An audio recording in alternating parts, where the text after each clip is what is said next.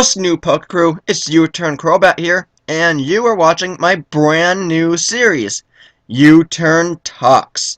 Now, today's guest is Rhyquinn. In case you don't know him, you'll find his link in my description. Rhyquinn, welcome to the show. Thank you for having me on, man. No problem, it's great to have you. Now I have a few questions that I've been meaning to ask you for quite some time now because the questions that I have come up with are kind of somewhat interesting to me, and I feel like they'll be somewhat interesting to your viewers as well. So let's get things started off here with what does it mean to be a YouTuber to you? Wow, what does it mean to be a YouTuber? That's a hard one. Because I'd say a YouTuber. Oh God, that's a hard one. Because people like, I don't know, like musicians who maybe even the ones that like start through YouTube, I still wouldn't consider them YouTubers.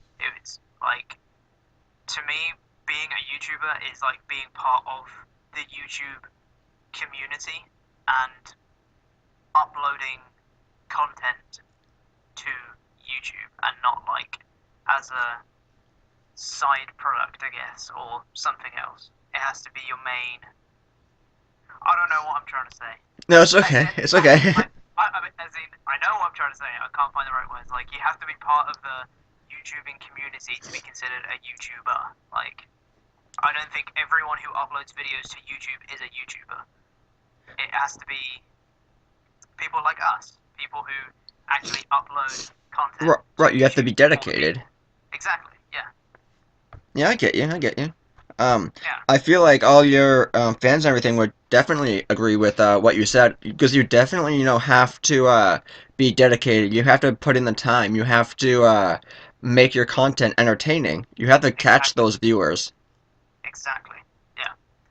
Just Um, like people who, you know, film something funny and stick it on the internet, I wouldn't call them YouTubers. They're correct. not. Yeah. Even if they have like some viral video, gets 80 million plus views or whatever, they're not a YouTuber. Yeah. They've just had a viral video, so that's the main difference.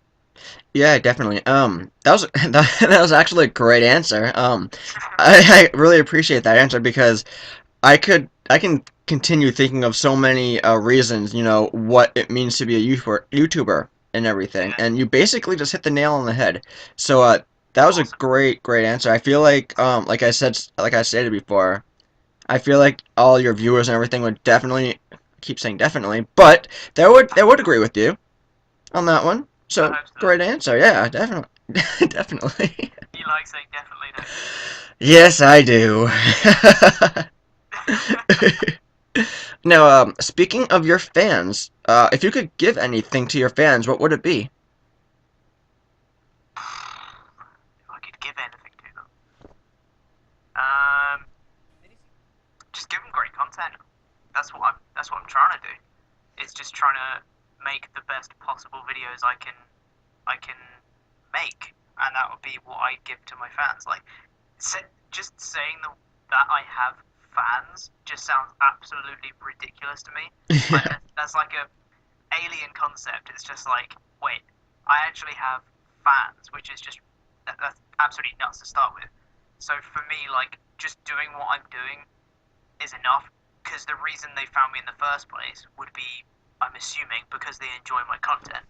So for me, what I can give back to them is just trying to give them the best content I can do. That's what I try to do. That's why they watch my stuff.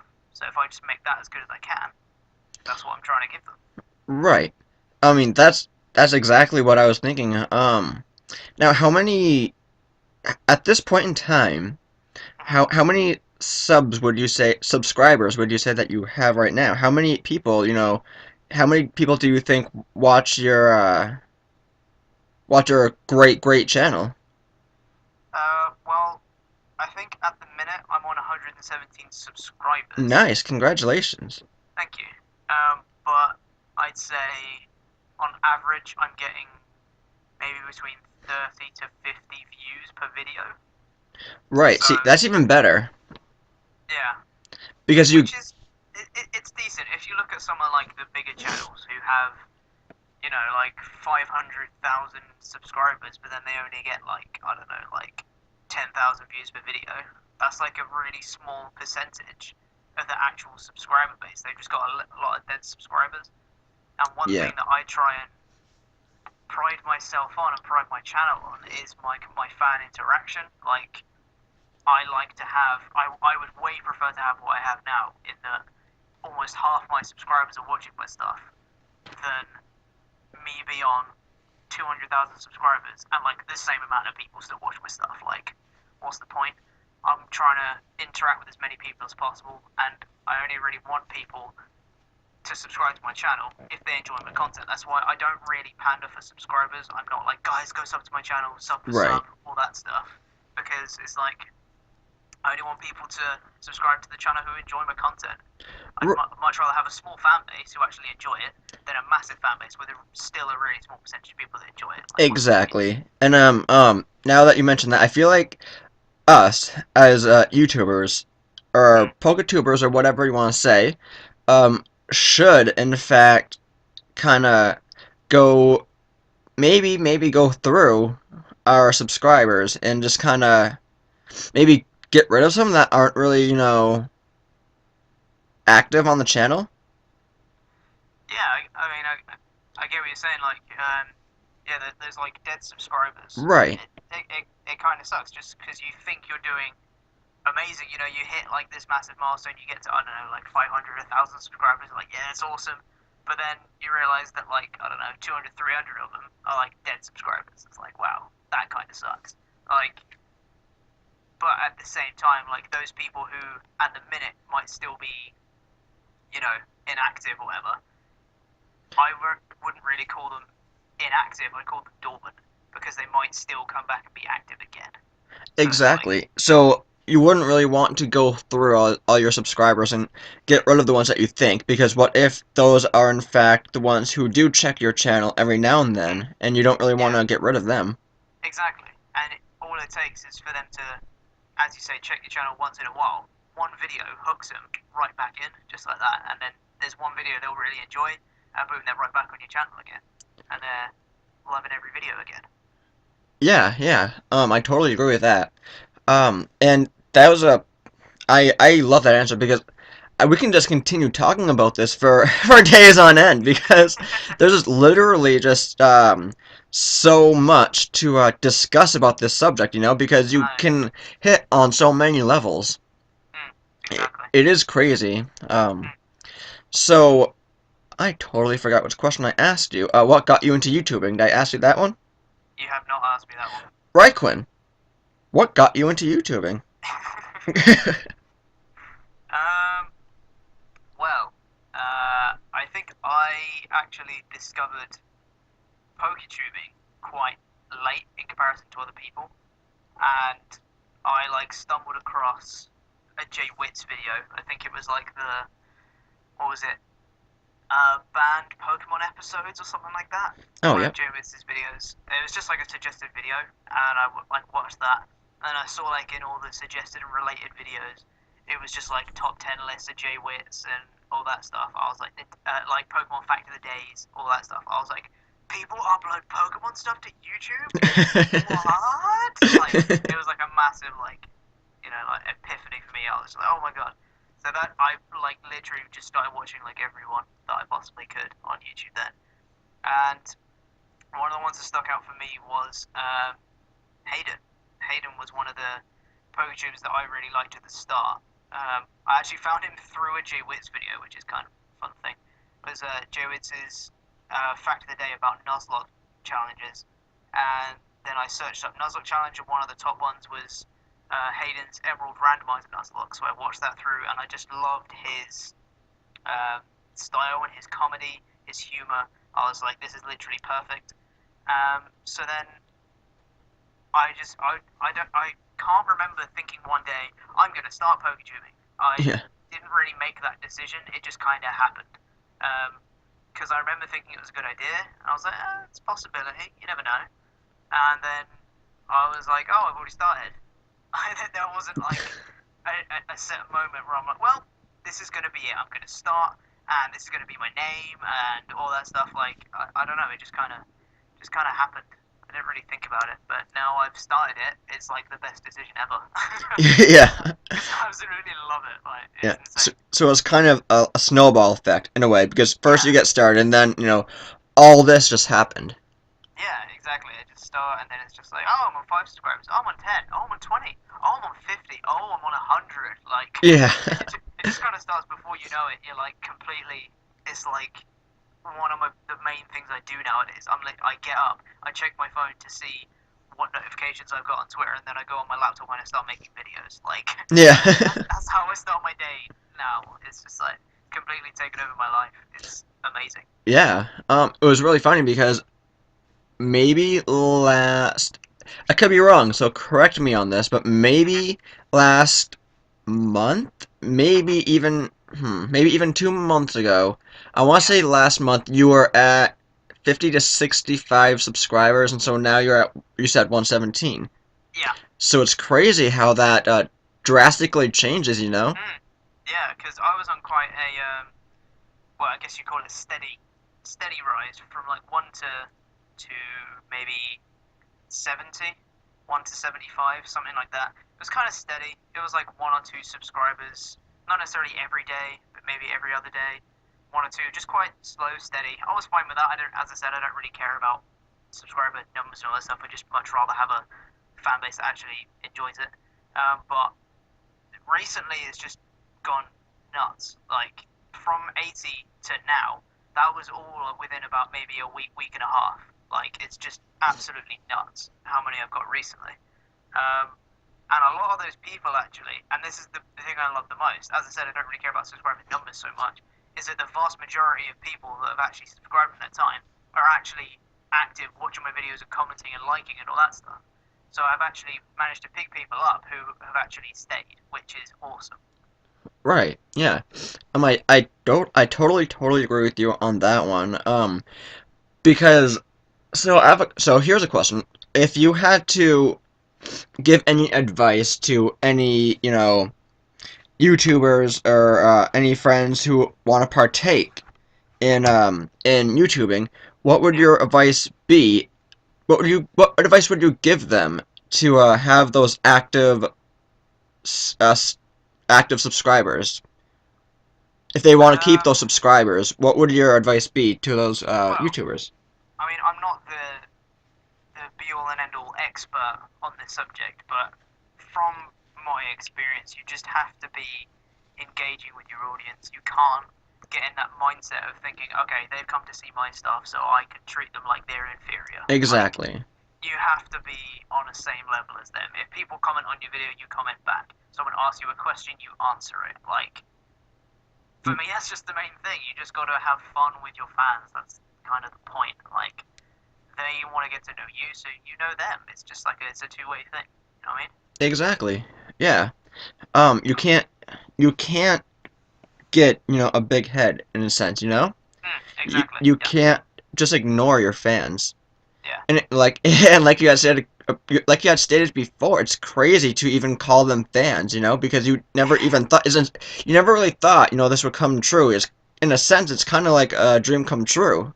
Exactly. Yeah. It Because is. this is just like amazing, you know? Yeah. Exactly. It's just crazy to think about it that way. Because I was just thinking when I was in that time where I'm like, oh, I could start doing it. Maybe it's a good idea. I was just thinking, I'll upload a few videos and they'll be funny, hopefully, and a couple of people will come and it'll be cool. That was it. Those were my goals, kind of thing. And then it's just I've completely fallen into it. I've just gone head first into the deep end. And I'm like, okay, Yeah. I'm a YouTuber now. This is what I want to do, kind of thing. Like it's crazy. Yeah, definitely. So there we go again with the definitely. Yeah. So, so your fans and so the viewers and so the listeners of this interview can get a different side of Rhyquinn. Yeah. We in the past, you and I have discussed you doing parkour and Yes. all that. So what got you into doing that? Um, that was before. When was it? I was doing athletics. Before I did parkour, I did athletics. I was a sprinter. I did 100 meters and 200 meters. And my coach showed us a video of this guy doing all this crazy stuff. He was like, jumping off these buildings and doing all these crazy flips and stuff. And he was like, "Oh yeah, I want all of you guys to be able to do that by the end of this season." It was like a nice joke. Um, like, these are your training objectives. You got to hit them this season, all that stuff. Ha ha ha! Funny joke, funny joke. But then everyone just kind of walked away from it, and I was just glued to it. I was like, "This stuff is incredible!" Like, I couldn't get my head around it. How someone could move that way. And then so I was kind of hooked, and I looked up a few more videos by the same guy, and then that opened up even more videos by loads of different people. And then I went to university. That was like a few months before the start of university. And then when I went to university, there was a Parkour Society at university. I was like, I am so joining that because How exciting was so that? amazing. It was incredible. Like, I couldn't even believe it. I was like, okay, Parkour Society. And we had like this massive like freshers fair. So there's like 60, 70, 80 societies in this massive hall, all of them trying to get as many people as possible to sign up for their society for that year. And my eyes were on one. I was like, I'm going to this specifically to sign up to Parkour Society. That's the only one I care about. And I was just going through, people handing me leaflets and come join the, I don't know, fez wearing society. I was like, I'm here for parkour. Like, leave me alone. So I literally left that, went straight to the parkour stand, signed up for that, was a member for 1 year, and then was the president of the society the next year, and the year after that, because I literally fell headfirst straight into it. I absolutely love this stuff. So I Yeah. was just like, it was incredible. As soon as I started, I was like, see you later, athletics. Like, you were fun, but parkour is now. Now is the time for parkour, because this is my jam right now. Yeah. So good. um, and when you keep saying the Parkour Society and everything, I've gotta ask. Hmm. Alongside a Parkour Society, was there a Straight Edge Society? WWE reference there.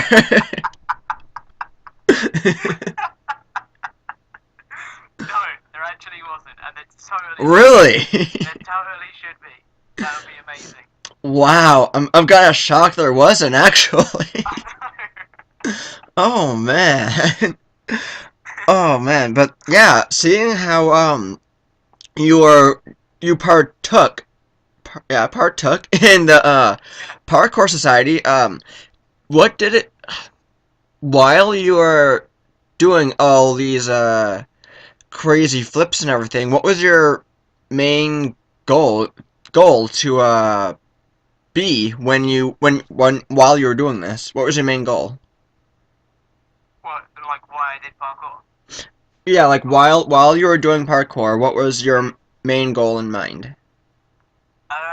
I wanted to just get a much better awareness of my body and what it could do, because I was always kind of like a jumpy person. I loved jumping around and just like messing around on like climbing frames and stuff, just all that kind of stuff. But I So you didn't wanted to really be a know. spider. Pretty much, yeah. Okay. I wanted to be as much like Spider-Man as possible. Um, but it was just kind of like my own thing. It was just like an individual like journey, I guess if you want to call it that, that I wanted to take. I was just like, I want to know the limits of my body and I want to push them. I want to see what I can do as me. And here's a fun thing that most people don't know about me is that I wanted to be a pro wrestler. Before I Oh, started nice, parkour, nice. I wanted to be a pro wrestler. That was what I wanted to be.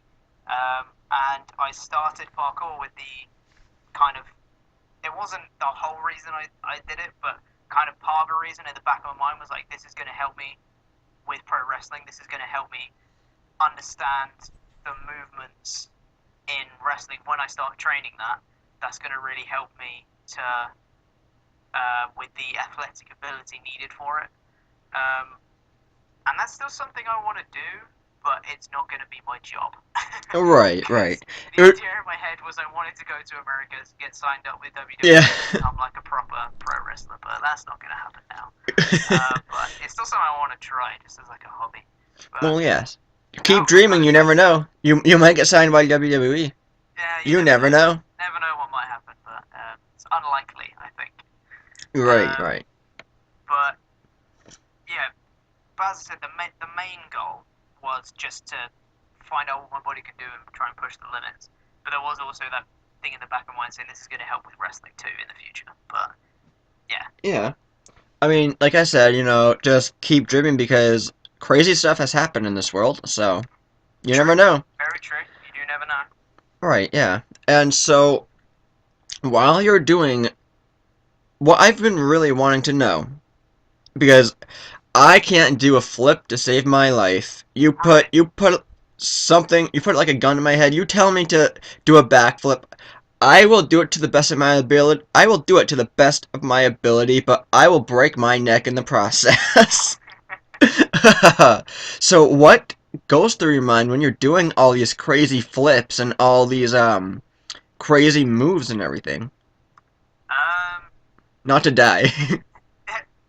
not really, honestly. You don't think about that. It's just because it's very gradual. You build it up from basics, and I mean basics. Basics is balancing on a rail and walking along a wall that's kind of thin and things like that. You build up slow movements and you build them up and up and up. I've been doing parkour for like 3 years now, to the point where things that people look at and go, oh, how can you get your head around that? That just looks so ridiculous. That's a process of years and years of practice of building up tiny little movements to combine them all together to make this one move. And it's like that's the way you have to do it. You have to break it down to build it back up again. Like you break it down into little segments and you say, this is what I want to do, this is how I'm gonna do it, and then you work on each individual thing and then you come with a move and everyone's like, oh, that's crazy, how do you do it? And it's like, well, I didn't learn it in a day. Right. This is a lot of effort. This takes time, you know what I mean? Right. And everyone What's learns it. the I don't mean to interrupt. Sorry about that. What's the saying Rome wasn't built in a day? Exactly. Yeah. It's just it takes a long time to get these things in your head. Obviously, everyone learns at different rates. You get some people who've never like done it before, and they'll come in and they'll bash out a backflip on the first day because they just have something in their head that they know how to do it. But for most people, like me, it took me a long time to get a backflip on the floor.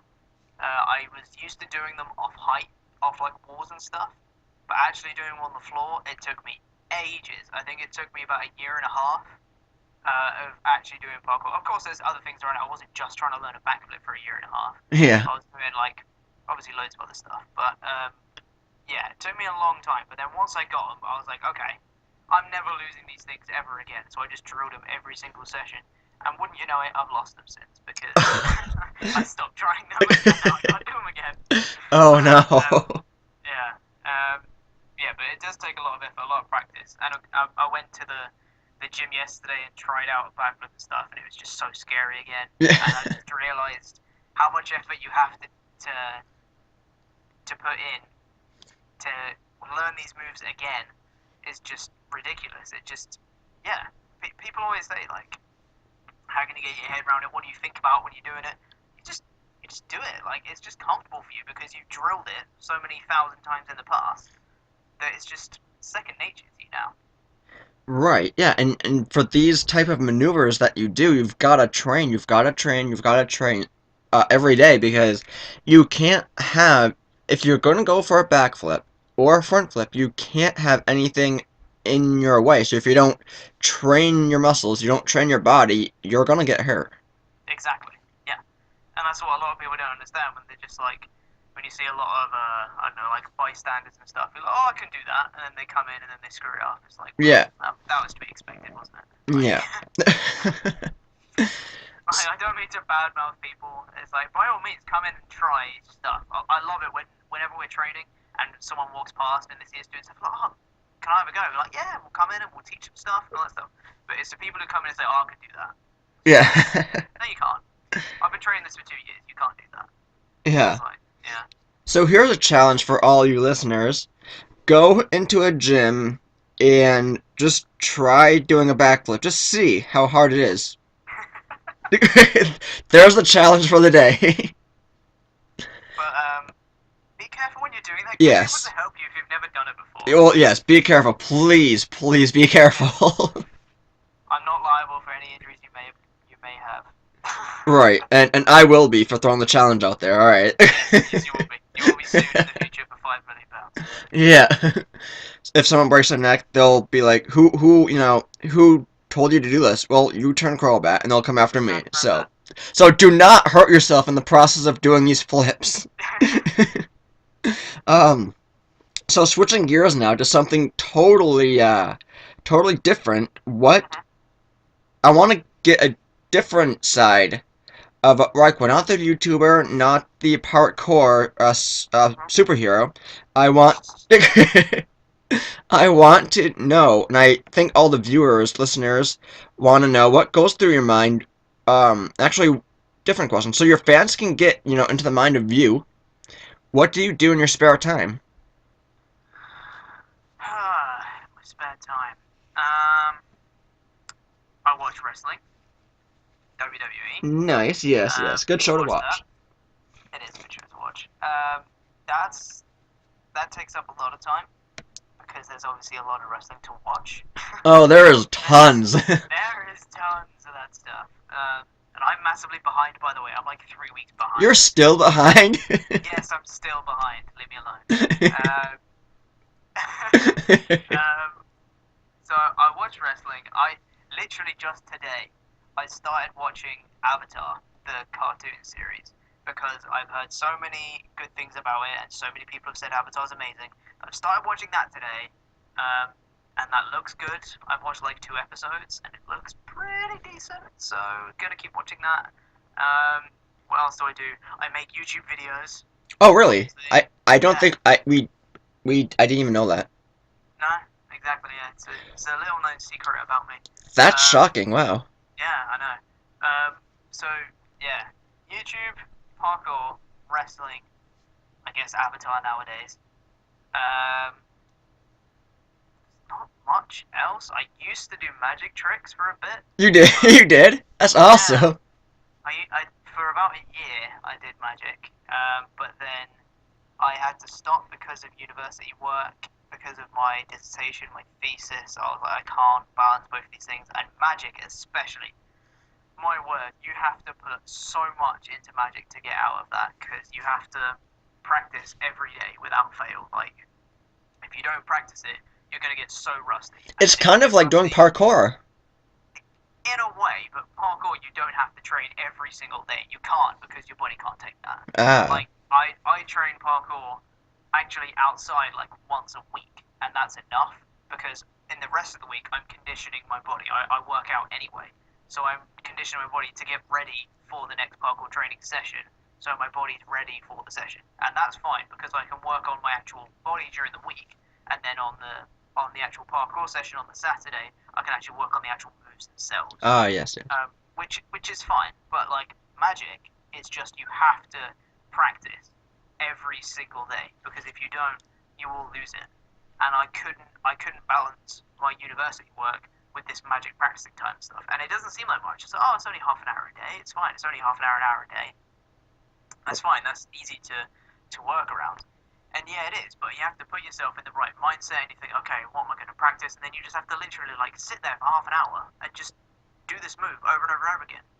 And then I was getting to the point where I was like, I want to go out and perform magic on the streets, but I couldn't because of university work and all that stuff. So I put the cards down for a little bit. I was like, okay, I'm just going to do my thesis, my dissertation, get all my university work done, and then I'll pick the cards back up again and we'll get them up and running again. And I never did. I finished all my university work, and then I started making YouTube videos. I didn't want to do magic anymore. I was like, I've lost too much of it now. Yeah. And that was literally for like 2 weeks. I didn't do it, and then I picked the cards back up again. I was like, what the hell is this? This is just I've lost everything in like a week, 2 weeks of not doing it. It was ridiculous. And that was around the same time that I started having ideas about doing YouTube videos. So I was just like, you know what? Let's just do YouTube. Let's see how that goes. So luckily that's worked, and I'm going to keep doing that instead of magic because I definitely can't do both of those. YouTube takes up enough time as it is. So Oh yeah. So you're not gonna make a Baneri appear out of your hat anytime soon. no, I'm not. No, although that would be incredible, wouldn't it? It really would. It would give something different to your channel. Or a Bunnelby. Or Bartleby, yes. Yeah, I that could think work. people would be more shocking to see the Bartleby come out of Yeah, that small little hat. yeah, maybe. Or just get a Diggersby. Just Diggersby. Diggersby.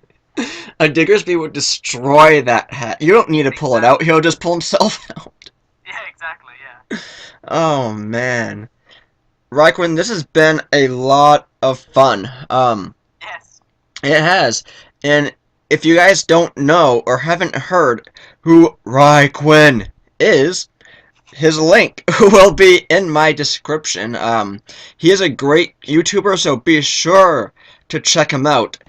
Do you have any last words for the peeps that are listening to you, your fans? Do you have anything to say anything to say to them? Hi.